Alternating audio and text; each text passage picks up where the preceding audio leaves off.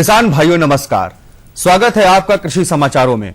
आइए सबसे पहले नजर डालते हैं आज की सुर्खियों पर। इस बार आम का हो सकता है रिकॉर्ड उत्पादन।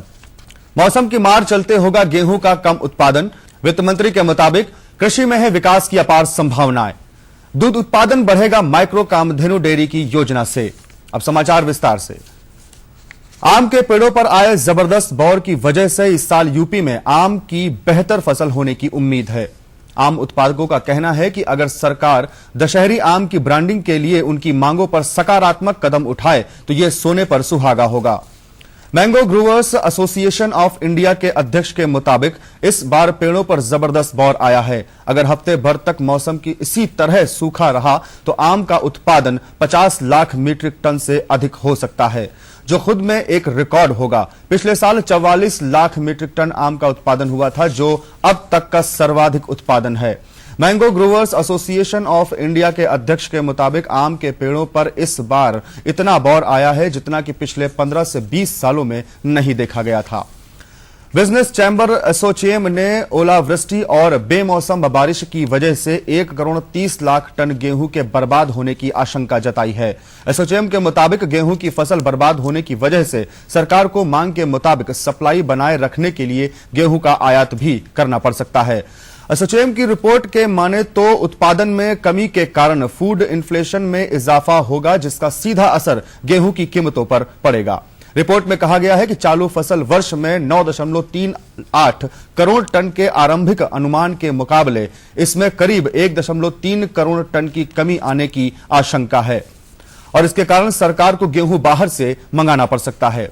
वित्त मंत्री अरुण जेटली ने कहा है कि आज कृषि के क्षेत्र में विकास की अपार संभावना है और हम भारत के पूर्वी हिस्से पर बेहतर तरीके से ध्यान देकर कृषि क्षेत्र में डबल डिजिट की ग्रोथ भी हासिल करने की योजना बना रहे हैं। वित्त मंत्री के मुताबिक कृषि के क्षेत्र में सबसे ज्यादा विकास की संभावनाएं। गुजरात जैसे राज्य ने दूध का उत्पादन बढ़ाकर इसमें महत्वपूर्ण योगदान दिया है। वित्त मंत्री का मानना है कि कृषि में आय दुगनी करना मुश्किल जरूर है, लेकिन असंभव नहीं है। साल 2016 पिछले साल की तुलना में अच्छा रहने की उम्मीद है। वित्त मंत्री के मुताबिक सरकार का मुख्य उद्देश्य इस समय भारत के ग्रामीण अंचलों से जुड़ी हुई कृषि को मजबूत आधार प्रदान करना है, क्योंकि आज की परिस्थितियों में वहां कृषि विकास की ज्यादा जरूरत है। पशुधन मंत्री के मुताबिक प्रदेश सरकार द्वारा 25 पशुओं की माइक्रो कामधेनु डेयरी योजना पूरे प्रदेश में प्रारंभ करने का निर्णय लिया गया है। अभी तक प्रदेश में 100 दुधारू पशुओं की कामधेनु डेयरी योजना तथा 50 दुधारू पशुओं की मिनी कामधेनु डेयरी योजना संचालित की जा रही है। इस योजना के तेजी से क्रियान्वयन के लिए विभागीय अधिकारियों को निर्देश दिए गए हैं कि इच्छुक पशुपालकों से विज्ञप्ति के माध्यम से आवेदन पत्र प्राप्त किए जाएं। किसान भाइयों, आइए अब जानकारी लेते हैं प्रदेश की प्रमुख मंडियों के औसत मंडी भाव के बारे में।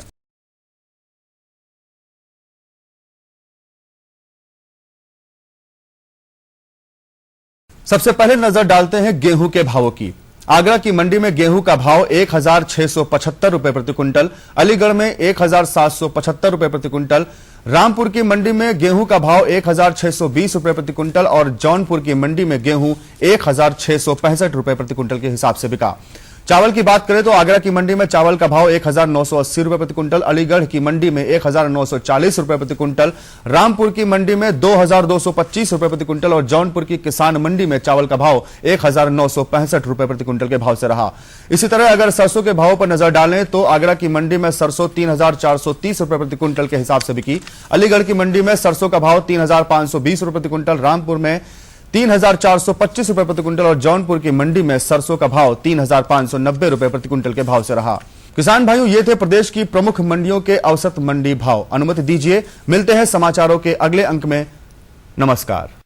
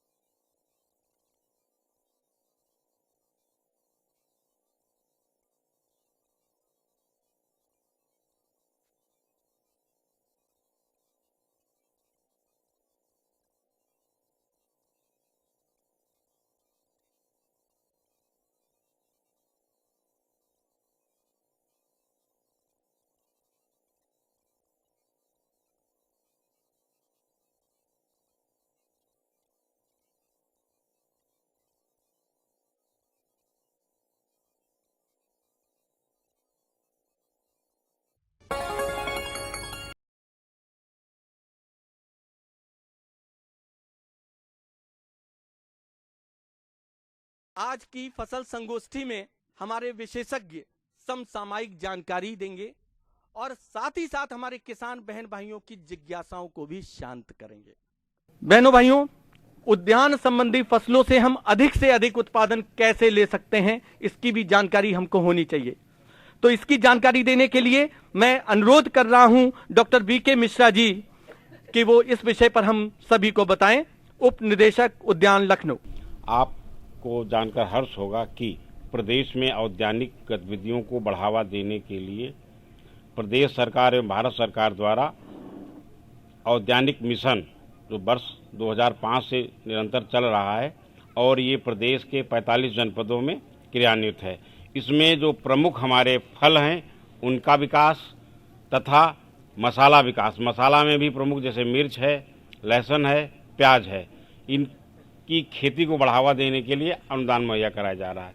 साथ में पुष्प उत्पादन, आजकल शादियों में वैसे अन्य प्रहसनों में पुष्पों की नितांत आवश्यकता होती है, तो इसके लिए पुष्प उत्पादन में ग्लैडियोलस, रजनीगंधा, देसी गुलाब एवं गेंदा की खेती को बढ़ावा देने के लिए तथा कृषकों को उनकी आय का उचित मूल्य प्रदान करने के लिए इनका भी बहुत जोरों से प्रचार प्रसार किया जा रहा है तथा इसमें अनुदान मुहैया कराया जा रहा है। इसी के साथ में साग भाजी, सबसे दलहनी फसलों की कीमत बढ़ी है, साग भाजी पे आत्मनिर्भरता हमारे कृषक भाइयों की बढ़ी है।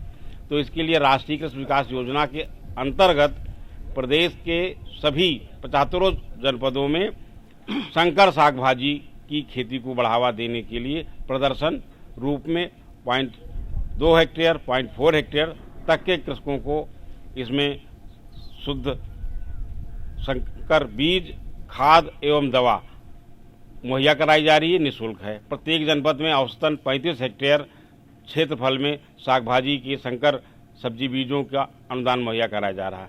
इसी के साथ साथ में प्रदेश सरकार द्वारा अनुसूचित जात जनजाति के कृषकों को औद्यानिक गतिविधियों में लाने के लिए, क्योंकि इनके पास जोत आकार छोटा होता है और ये अन्य फसलें नहीं कर पाते, इसलिए साग भाजी की फसलें, चाहे वो पपीते की खेती हो, चाहे नींबू की खेती हो या पुष्पों की खेती हो, इनको अगर करते हैं तो इस पे भी उनकी करीब 50% अनुदान पर बीज, खाद, दवा मुहैया कराया जा रहा है।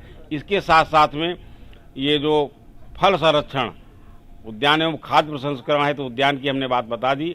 खाद्य प्रसंस्करण में अचार, चटनी, मुरब्बा, इनका भी बनाने का प्रशिक्षण हमारे जो केंद्र हैं जनपद स्तर पे उन पे दिया जा रहा है। साथ साथ यदि कोई उद्योग लगाना चाहता है तो इसमें भी 50% अनुदान मुहैया कराया जा रहा है। इसके साथ साथ यदि किसी ने अपना कोई प्रसंस्करण इकाई लगा रखी हो और वो विभाग से कोई सहायता चाहता हो, यदि वो 4 साल 5 साल का भी उद्योग स्थापित किए है तो उसने जो लागत लगाई है, जो बैंक को ब्याज दे रहा है, तो ब्याज उपादान पर भी अनुदान विभाग मुहैया करा रहा है। उद्यान संबंधी फसलों की इतनी उपयोगी जानकारी देने के लिए डॉक्टर बीके मिश्रा जी का बहुत बहुत धन्यवाद। बहनों भाइयों, हमारी भूमि की उर्वरा शक्ति लगातार कम होती जा रही है, उत्पादन में भी कमी आती जा रही है।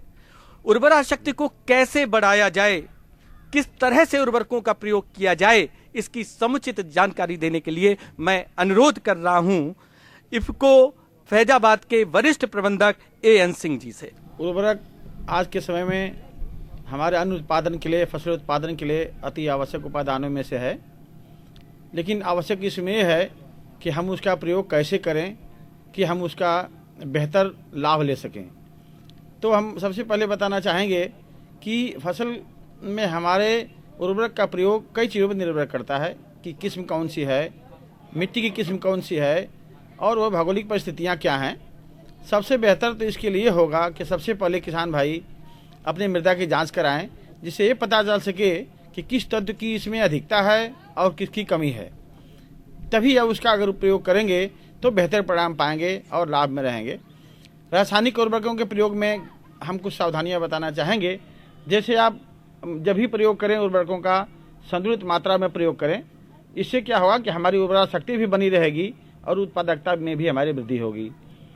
दूसरी बात हमारी आती है कि हम उर्वरकों का प्रयोग सही मात्रा में करें, सही समय पर करें, सही गहराई में करें, ताकि उसकी पोषक तत्वों के समुचित मात्रा का प्रयोग हमारी फसलें कर सकें, उत्पादन बेहतर मिल सके। सामान्य तौर पर देखा जाता है कि किसान भाई केवल यूरिया के व्यवहार से अधिकतर फसल लेने की कोशिश करते हैं।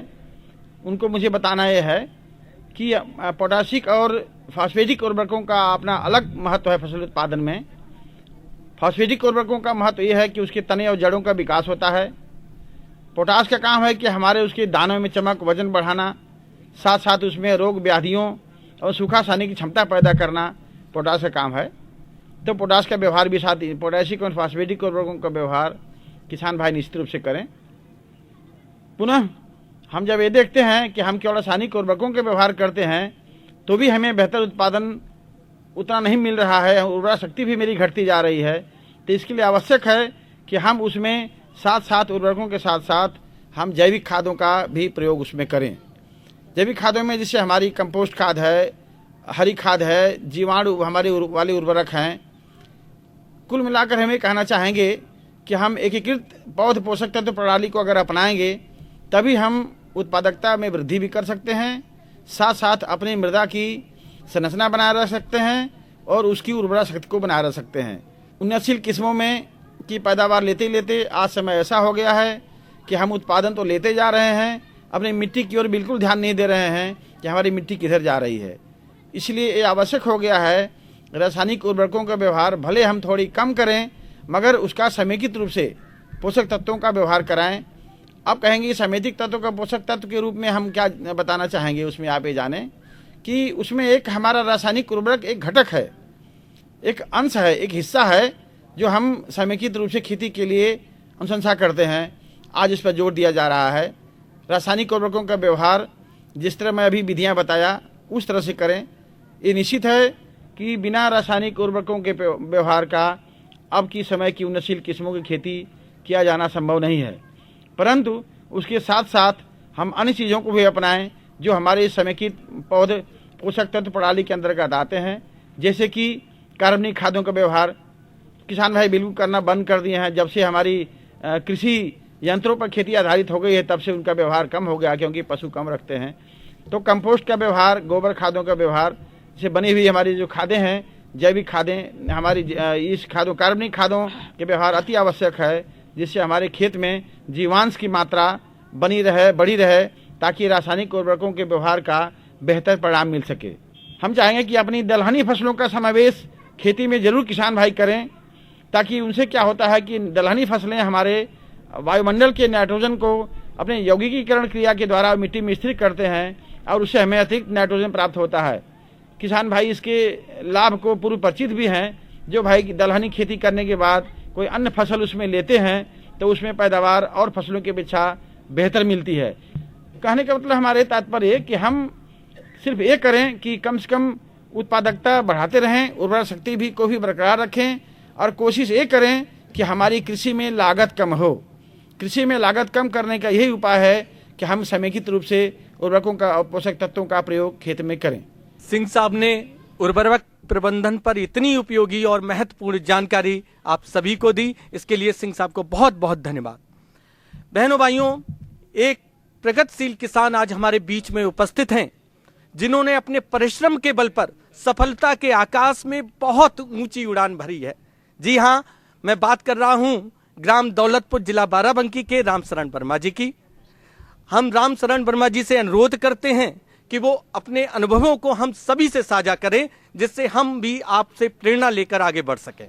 मैं सर्वप्रथम दूरदर्शन केंद्र लखनऊ का बहुत बड़ा आभारी हूं कि ग्रामीण में ग्राम दौलतपुर में एक फसल विचार गोष्ठी का आयोजन किया। और जैसा कि बताया, हम बताना चाहूँगा कि 1988 से हमने एक थोड़े से क्षेत्र में खेती शुरू करके केला की, और आज करीब हम 50 एकड़ से ज़्यादा केला की खेती कर रहे हैं। करीब 10 से 15 एकड़ के आसपास टमाटर की खेती कर रहे हैं और 15 से 20 एकड़ हम आलू की खेती कर रहे हैं। इसके साथ साथ कभी कभी हम अपने फसल चक्र में मेंथा की खेती को भी डालते हैं। और जो पहले हमने शुरू किया तो इस हमारे आसपास के क्षेत्र के किसानों ने देखा कि इसमें तो कोई लाभ नहीं है, वो सब परंपरागत खेती करते थे।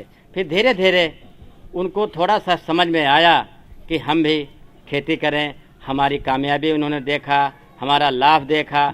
जो हमारे आसपास लोग काम करते थे, जो हमारे यहाँ काम करते थे, उन्होंने ये काम शुरू किया। फिर आज हम ये बताना चाहूँगा कि दौलतपुर के आसपास में कम से कम 30 से 40 जिलों में यही केला, टमाटर, आलू, ये मेंथा की खेती हो रही है। और हमको बहुत खुशी है कि जो हम पहले टमाटर पैदा करते थे 1988 में, तो हम बेचने के लिए अपना टमाटर एक विक्रम से, एक छोटी सी गाड़ी से लेकर के लखनऊ, फैजाबाद या अन्य शहरों को जाते थे। आज जो हमारे साथ कम से कम हमारे जनपद के 4000 किसान जुड़े, तो उनसे हमको भी फ़ायदा मिला, हमारे किसानों को भी फ़ायदा मिला कि मार्केट हमारे यहाँ ग्राम दौलतपुर में आई। ये बहुत बड़ा सब्जी की खेती में एक बहुत बड़ा परिवर्तन क्रांतिकारी हुआ है कि टमाटर के लिए पहले जाना जाता था महाराष्ट्र का पीपलगांव और मध्य प्रदेश का रतलाम और कोलार का कर्नाटका। आज उत्तर प्रदेश का बाराबंकी जनपद टमाटर की खेती के लिए जाना जाता है। तो बिक्री में जो भी हम बोल रहे थे, सबसे बड़ी सहूलियत हमको आई। हमारे जो 3 से 4 हज़ार किसान ये उत्तर प्रदेश में जुड़े हैं, खासकर हमारे बाराबंकी ज़िले के आज 2 से 3 हज़ार किसान हैं जो टमाटर की खेती से करते हैं। और टमाटर की खेती 40 से 50 हज़ार रुपया खर्च कर करके और मात्र 3 महीने में इसकी जो आमदनी है, एक किसान इससे 2 से 3 लाख रुपया, 4 लाख रुपया तक 1 एकड़ से शुद्ध कमा सकता है। और हमारे क्षेत्र के किसान कमा रहे हैं। हम अपने एक टिसुआ गांव का उदाहरण देना चाहेंगे कि जिस गांव के किसान कभी 1000 नहीं जानते थे, वो आज 1 लाख के मालिक हैं। उन्होंने करीब 3 से 4 करोड़ का टमाटर पिछले 2013 में 2000 पौधा में बेचा। हमको इससे बहुत खुशी की बात होती है कि टमाटर के जो बाजार मध्य प्रदेश और नेपाल, दिल्ली और हरियाणा के किसान के व्यापारी यहाँ टमाटर लेने के लिए आते हैं। कम से कम 30 से 40 ट्रक टमाटर इस क्षेत्र से बाहर जाता है और किसानों को आमदनी मिलती है। हमको सबसे बड़ी खुशी है कि किसान हमारे खेत पर आते हैं और हमारी तकनीक से लाभ प्राप्त कर रहे हैं। यही शब्दों के साथ हम यहाँ पर आए। हमारे दूरदर्शन के लोग, हमारे किसान भाई, उनके हम बहुत बड़े बड़े आभारी हैं। बहुत बहुत धन्यवाद। बहनों भाइयों, रामशरण वर्मा जी के लिए मैं 2 पंक्तियां कहना चाहता हूं कि मंजिल उन्हीं को मिलती है जिनके सपनों में जान होती है। मंजिल उन्हीं को मिलती है जिनके सपनों में जान होती है। पंख से कुछ नहीं होता, हौसलों से उड़ान होती है। रामशरण वर्मा जी का हौसला इतना बुलंद है, और रामशरण वर्मा जी ही क्यों, आप सबका भी ऐसा अगर हौसला बुलंद हुआ तो इतनी ऊंचाई पर आप भी पहुंच सकते हैं। बहनों भाइयों, हमारे विशेषज्ञों ने इतनी उपयोगी जानकारी दी। अब आपके अंदर भी कोई जिज्ञासा, किसी तरह का भी कोई प्रश्न हो तो बेझिझक होकर हमारे विशेषज्ञों से पूछ सकते हैं, क्योंकि इससे अच्छा मौका मिलने वाला नहीं है। मेरा नाम आनंद कुमार वर्मा, बरबसौली से आया हूँ। सर, हमने 1 बीघा प्याज के खेत लगा रखा है और उसमें निगल रहा है सर, उसका कोई उपचार है? उपचार तो कुछ नहीं, उसके जो निकल रहा है उसको तोड़ते जाइए आप जी, बल्ब बनेगा, सर्तिया बनेगा। और जिंक का इस्तेमाल किया है?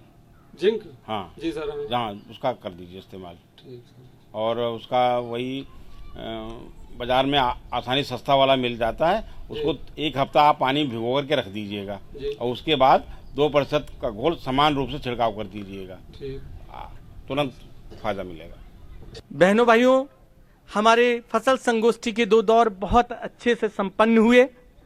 अब मनोरंजन का दौर अगर इसमें शामिल ना हो तो बात कुछ अधूरी सी लगती है। इसके लिए मैं आमंत्रित कर रहा हूं अखिलेश यादव एवं साथी लोकगीतों के साथ पूर्णतः तैयार हैं। हमरा दूगो ललनवा सयान बबुआ, हमरा दूगो ललनवा सयान बबुआ, एगो सीमा पर एगो किसान बबुआ, एगो सीमा पर एगो किसान बबुआ। हमरा दूगो ललनवा सयान बबुआ, हमरा दूगो ललनवा सयान बबुआ, एगो सीमा पर एगो किसान बबुआ, एगो सीमा पर एगो किसान बबुआ।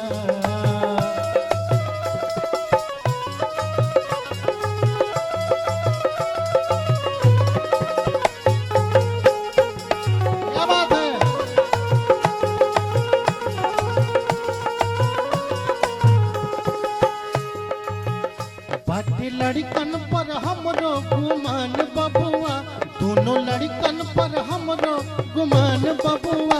एगो सीमा पर एगो किसान बबुआ, एगो सीमा पर एगो किसान बबुआ। हमरा दूगो ललनवा सयान बबुआ, हमरा दूगो ललनवा सयान बबुआ। एगो सीमा पर एगो किसान बबुआ, एगो सीमा पर एगो किसान बबुआ, एगो सीमा पर एगो किसान बबुआ, एगो सीमा पर एगो किसान बबुआ, एगो सीमा पर एगो किसान बबुआ, एगो सीमा पर एगो किसान बबुआ, एगो सीमा पर एगो किसान बबुआ।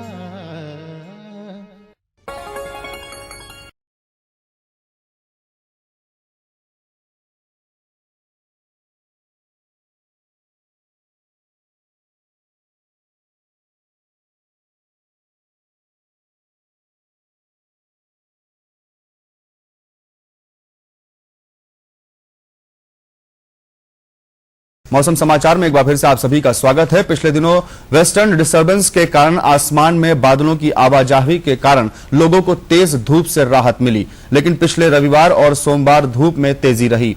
लखनऊ के मौसम में तेजी से बदलाव आ रहा है। चटक धूप का सिलसिला शुरू हो गया है। लोगों का कहना है कि होली के पहले ही मौसम का ऐसा तेवर है तो मई जून में पारा कहां तक जाएगा। मौसम विभाग का कहना है कि आने वाले दिनों में मौसम साफ रहेगा। न्यूनतम और अधिकतम तापमान सामान्य से अधिक रहने की संभावना जताई गई है।